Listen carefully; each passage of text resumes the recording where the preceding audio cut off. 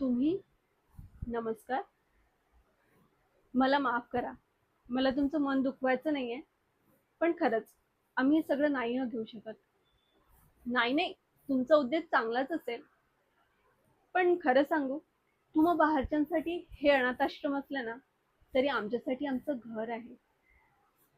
नाही नाही, मी तुम्हाला दोष नाही देत आहे. शेवटी कसं आहे ना, आतापर्यंत तुम्ही जे बाहेर बघितलंय, त्यामुळे साहजिकच तुम्हाला वाटेल की आमची परिस्थिती बेताची आहे. आम्ही कसं बसं म्हणून जगत असेल. पण खरं सांगू, असं अजिबातच नाहीये. आम्ही इथे खूप आनंदात सुखात राहतो. एकमेकांची काळजी घेतो. कुणाला काय हवं ते नको बघतो. एकमेकांची मनं जपतो. एकदम कुटुंबासारखं. आणि या कुटुंबाचे प्रमुख आहेत मनू काका. आमची नाती जरी रक्ताची नसली ना, तरी आमचं मन जुडलेलं आहे. ते वडाच्या पारंब्याची मुळं कशी एकमेकांमध्ये गुंतली असतात, एकदम तसंच.